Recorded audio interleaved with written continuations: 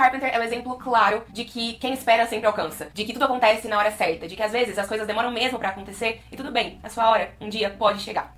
Isso até pode ser verdade, mas não foram só talento e 10 anos de trabalho que fizeram a Sabrina Carpenter se tornar uma das maiores artistas da atualidade. Afinal, o quanto de artista talentoso que a gente conhece por aí, que está há anos no mercado, ou Madison Beer, ou até mesmo há décadas, e não possui nem sequer um hit. Oiê, eu sou a Cacau e nesse vídeo eu vou te contar o segredo por trás de Sabrina Carpenter. Sim, a Sabrina está na indústria há algum tempo, mais precisamente como uma garota Disney. Só que, diferente de outras Disney Stars como Selena Gomez e Miley Cyrus, que arrastavam a multidão de crianças e adolescentes na época, a Sabrina entrou numa época onde as séries da Disney não eram mais uma febre teen. Garota que Conhece o Mundo, série a qual ela foi co-protagonista. Olha, ela aqui tá bem diferente porque ela era bem novinha mesmo. Ela foi co-protagonista dessa série de 2014 a 2017, porém não chegou a furar a bolha do Disney Channel. E sabe quem ainda também não furou bolha nenhuma? Euzinha aqui. Por isso eu quero fazer uma aposta com você totalmente gratuita, tá bom? Seguinte, você vai deixar um like e se inscrever aqui no canal logo no início se você gosta desses assuntos de indústria do entretenimento, porque é o tema principal aqui desse canal. Durante o vídeo, se eu falar alguma coisa que tu não gostou, seja porque você é muito fã de Sabrina Carpenter ou sei lá o que, tu pode cancelar tudo, tá? Inscrição, até dar dislike nesse vídeo. Mas, se você gostar, a gente vai dobrar a aposta e você vai indicar esse vídeo pra uma pessoa que gosta muito de Sabrina Carpenter. Quero ver a nação de Carpenters, de carpinteiros, aqui nesse vídeo, beleza? Eu estava batendo aqui nessa tecla da Disney porque a empresa do Mickey Mouse tem um jeito muito específico de promover a imagem dos seus artistas. Ou seja, nada de polêmicas, sensualidade, temas sensíveis ou rebeldia. Afinal, é um canal para menores de idade, né? E a Sabrina, ela foi apresentada para o público muito nesses moldes da emissora. Apesar de nesse início da sua aparição na indústria ser focado como atriz, a Sabrina também assinou com a Hollywood Records, que é o selo musical da Disney, e com eles ela lançou 4 álbuns. Só por essas capas aqui, vocês conseguem perceber um certo padrão. Tipo, tudo é muito polido, mas não quer dizer nada. Nada além de uma foto muito bonita. E, de modo geral, a carreira da Sabrina seguia nesse molde. Os clipes, eles são legais e bem produzidos. Ó, dá pra ver aqui que é realmente, sim, um trabalho bem feito. As músicas também, mas eu não vou colocar as músicas aqui pra não levar strike, beleza? Então, tudo é muito bem higienizadozinho, mas não seguem uma grande narrativa. E pra completar, nenhum trabalho da Sabrina como atriz, né, chegou a furar a grande bolha. Tirando essas animações aqui, né, que ela participou como dubladora ou emprestando a sua voz pra alguma música da trilha sonora, como é o caso aqui do filme da Sininho, nenhum desses programas e filmes aqui dela chegaram a ser grandes clássicos da cultura adolescente da época. E com clássicos, eu quero dizer coisas como esses filmes aqui, que foram muito marcantes para a geração dos anos 2000, por exemplo, que foi a minha.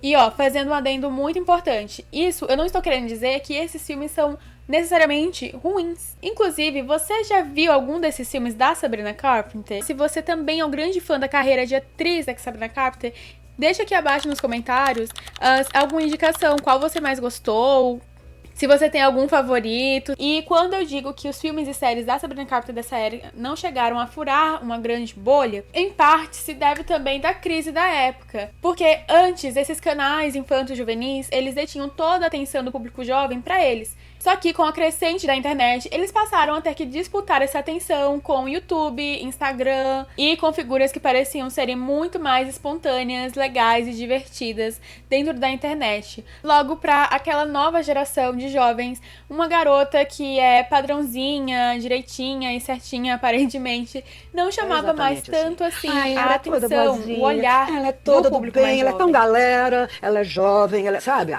Se fuder, sabe? Chata paca.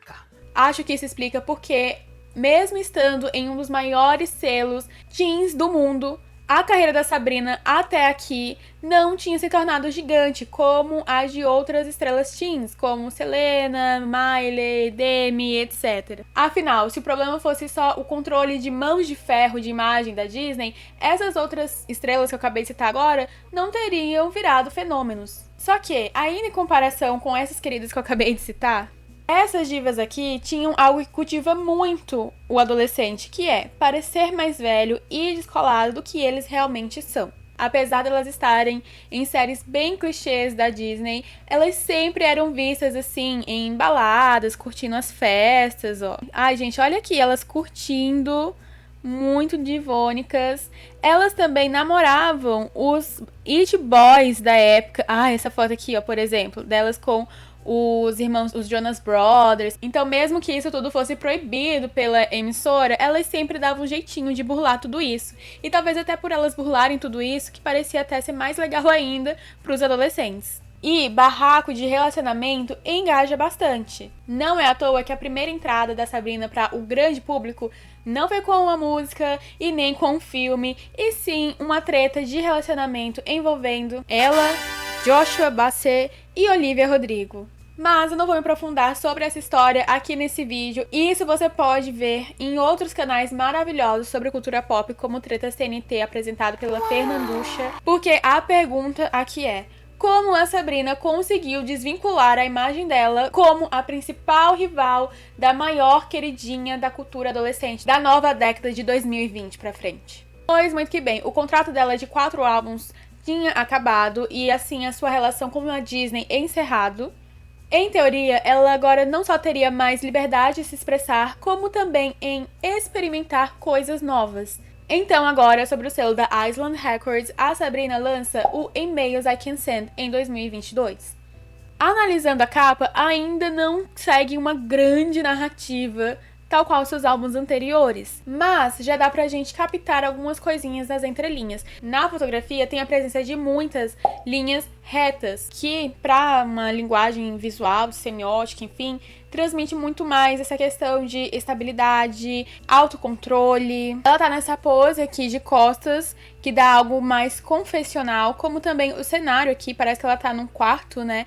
Que também casa com a proposta do álbum de ser algo mais pessoal e íntimo dela. E apesar dessa roupa, desse figurino aqui ser bastante simples, ele tem esse decote aqui nas costas que traz algo sensual. O que eu quero dizer é que já nesse álbum aqui, antes mesmo do estrondoso Short and Sweet e Calma, já voltaremos a ele. Nesse álbum Emails I Can Send, já estava sendo trabalhado uma imagem mais madura da Sabrina, que não só a distanciaria do público teen, mas que também a projetava para um público mais velho. Apesar de ainda muito contido e até mesmo inconsistente, porque em cada clipe, por exemplo, a Sabrina está de um jeito diferente, ela já começou a abordar assuntos mais ousados, digamos assim, como, por exemplo, a sexualidade na letra de Nonsense. Já em Skin e Because I Like It Boy, ela trazia temas pessoais da sua vida amorosa, inclusive fazendo referência sobre aquele tão famoso triângulo entre ela, Olivia Rodrigo, Joshua Bassett. Então, a Sabrina fez toda essa era sem chocar ou desdenhar da galera que já gostava dela. Ela não quis jogar fora todo o seu passado. Pelo contrário, ela até explorou ele aqui. E podemos dizer assim que essa era funcionou como um laboratório de testes para Sabrina. Porque já aqui no Emails I Can Send, a gente já pode notar alguns elementos que eles iriam ser muito presentes quando a gente pensa na marca Sabrina Carpenter hoje em dia. Por exemplo, eu gosto muito do clipe de Because I Like It Boy, porque dá pra gente perceber alguns desses elementos que eu falei, né? Como, por exemplo, a estética vintage muito forte aqui. Esses letreiros, essas tipografias, essa coisa mais burlesca e performática. E, inclusive, esse cenário aqui, com esse coração iluminado, é utilizado até hoje como o cenário da era atual dela, né? Da tour. A sensualidade aqui também já tá muito presente. E assim, a Sabrina ela traz a sensualidade não só visualmente, como também no seu estilo de cantar. Como, por exemplo, aqui em Fatter. Como eu havia falado anteriormente, cada clipe ela tá de um jeito, então no outro ela tava bem vintage, glamour, e nesse aqui ela já tá bem contemporânea, digamos assim. Esse cantado sussurrando dela também. que traz essa coisa mais sexy. Esse lado cômico inusitado também muito presente. Nossa, esse refrão aqui é muito gostosinho. Ela realmente canta de uma forma bem sedutora. E tudo isso tava sendo treinado, tava sendo testado aqui na saudosa E-mails I Can Send. Inclusive, eu até tinha achado essas fotos enquanto eu tava separando elas pra esse vídeo, e eu achei essas aqui que elas facilmente poderiam ser da era atual dela, ó. Como eu falei, o coração iluminado no cenário, essas botas longas de plataforma alta. Ou seja, tudo já estava sendo moldado aqui. Ou seja, aqui já é o início da Sabrina Carpenter como conhecemos atualmente. Enfim, eu acho até que esse álbum merece um vídeo só dele. Vocês assistiriam? Ainda nessa era que a Sabrina estava testando a sua identidade para o mundo mainstream, ela soube aproveitar muito bem as oportunidades de ser vista. Isso porque ela apareceu cantando na The Eras Tour da Taylor Swift, e isso deu uma janela de visibilidade muito grande pra ela, porque você pode gostar ou não da Taylor, mas não dá pra negar que ela arrasta uma multidão gigantesca consigo pros seus shows. E se a gente for analisar bem, não é tão diferente assim o público das duas, porque ambas cantam música pop sobre experiências amorosas, claro que cada uma com a sua singularidade e individualidade. Até aqui, a Sabrina via expandindo a sua janela de visibilidade para públicos diferentes e conquistando cada vez mais público a cada apresentação que ela fazia. Até então que em 2024 vem o Coachella, que mudou de vez a sua imagem para o público jovem adulto. O Coachella tem essa imagem de ser um festival onde pessoas descoladas, ilegais, ousadas vão, que é bem diferente de uma programação voltada para o público infantil. E foi aqui que o público teve a virada de chave de perceber que a Sabrina não era mais uma estrela do Disney Channel atuando em uma série cômica da programação, e sim uma artista com potencial. Afinal, ela tinha a voz, carisma, presença de palco adquiridos trabalhando anos nessa indústria, músicas divertidas e legais, e ela, a Espresso. Chegamos então na era onde você provavelmente conheceu Sabrina, e eu não vou falar sobre recordes ou números, porque a essa altura você não só já deve saber como você viveu a Espresso mania, vamos dizer assim, mas afinal, o que estava por trás dessa música, além de uma letra simples e muito cativante? Bem, a gente pode começar dizendo que a batida é muito gostosinha, né? O clipe aposta fortemente nessa estratégia sensorial, por exemplo. Aqui tem muito essa questão de passar calor, do quente. O clipe também se passa nessa praia, né, ensolarada. Ela reforça muito esses elementos que fazem referência a se refrescar, que ela tá com sorvete. Tem ela no mar. A fotografia desse clipe, ela é bem bonita porque tem esses tons quentes amarronzados, igual o café. Ela reforça muito também esse elemento do café com a xicarazinha. E eu diria que não só Espresso foi muito bem trabalhada, como a era Short and Sweet inteira. Meu Deus, gente, só tem essa foto aqui da diva. Enquanto o cenário pop apostava fortemente na estética Y2K, o rebrand da Sabrina veio na contramão. Ele veio sim apelando pra nostalgia, afinal é um grande gatilho, porque nos mundos atuais, quem é que não quer voltar pro passado, né? Porém, a nostalgia que o time da Sabrina Carpenter estava usando não remontava os anos 2000, e sim, ele ia um pouquinho mais pra trás. Ele remontava os anos 50, com as roupas de silhuetas mais marcantes, estampas de poá, esse cabelo mais volumoso e cheio de curvaturas, a maquiagem, esse blush rosinha dela que se transformou em uma trendy. Todos esses elementos começaram a fazer parte do seu look. E as referências ao vintage, elas não paravam somente na estética pin-ups. Elas também foram muito bem trabalhadas, como por exemplo nas tipografias, nesses arabescos aqui. Ou seja, tudo foi muito bem incorporado na sua linguagem visual como um todo. Sua equipe não seguiu as tendências, fizeram ela criar uma. A cor azul também foi fortemente associada a essa era, seja na capa, nos photoshootings, estava presente nas turnês, em seus shows, nos cenários, e o tom azul foi muito utilizado também para as propagandas que ela fez durante essa era. Inclusive, ela tem essa propaganda aqui com a Prada, no qual a bala do batom é azul. E aproveitando todo o seu hype, afinal, ela tem um time muito bom, nada de deixar as coisas esfriarem, porque logo no ano seguinte, em 2025, ela lança o Man's Best Friend. Esse álbum aqui, ele não foi muito diferente do Short and Sweet, porque Se, na era anterior, ela apresenta a sua nova persona, em Man's Best Friend ela consolida essa imagem. E se engana quem pensa que a Sabrina é sustentada apenas pela sua identidade inspirada nas estéticas pin-ups vintages. Até porque eu diria que as músicas dela em si não tem nada que remeta aos anos 50 de fato. E sim, no máximo, algo que lembra ali os anos 2000 ou 2010. Mas a Sabrina, ela carrega um certo teor cômico nos seus trabalhos, porque você vê a imagem dela assim, mais fofa, delicada. Pra aí nas suas letras ela está falando abertamente sobre transar. E o humor está justamente aí no inusitado. E, novamente, apesar dela utilizar muito dessa estética vintage de tempos que eram conservadores, ela passa muito longe disso em seus discursos e posicionamentos públicos, o que acaba gerando uma identificação com ela. Afinal, ela não está preocupada em ser palatável ao público masculino. Pelo contrário, ela até xinga eles.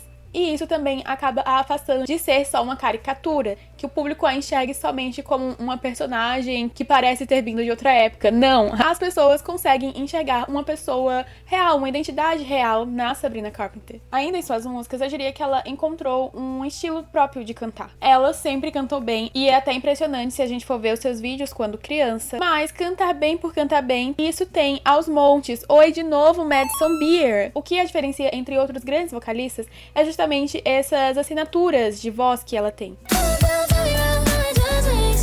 Ela canta com esse sussurrado, até com gemidinho. Tudo bem que Bad Can é uma música que pede isso, mas se você for observar, ela tem esses estilismos até mesmo em outras músicas. E esse ar sedutor acaba casando muito, tanto com a sua imagem visualmente falando, como também no teor das suas músicas, né?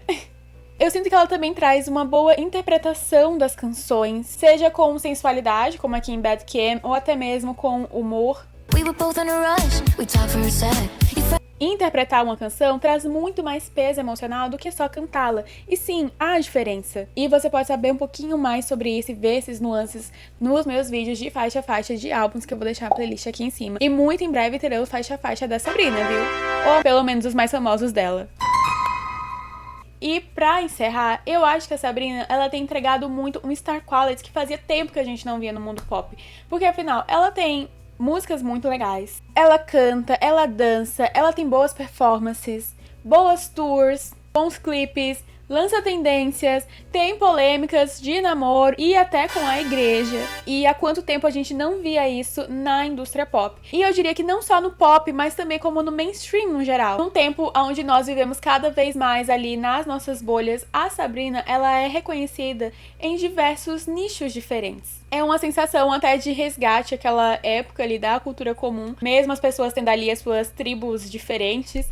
Tinham certas coisas que todo mundo conhecia, mesmo sem consumi-las diretamente. Se a Sabrina conseguirá manter a sua relevância, não tem como eu saber. Afinal, eu não venho do futuro. Mas se você sim está vendo esse vídeo do futuro, em 2030, por exemplo, comenta aqui embaixo como é que tá o status quo da Sabrina Carpenter pra gente. Porém, o que podemos tirar da trajetória da Sabrina até aqui é que a sua virada de carreira não veio somente de uma música muito bem produzida, da sua voz, ou de canções com letras bem feitas. Afinal, isso tudo já existia antes. Além de artista, agora a marca Sabrina Carpenter encontrou o que muitos talentos passam anos na indústria tentando: saber usar a fórmula e nas doses certas. O rebrand da Sabrina não conta apenas a história de superação de uma cantora, ele revela como funciona a lógica dentro da indústria pop. Talento é importante, mas dificilmente só ele é suficiente. Em um mercado onde tem vários tentando chegar lá, quem vence e consegue ser visto não é apenas aquele que tem a melhor música, e sim aquele que constrói uma narrativa e identidade impossíveis de confundir.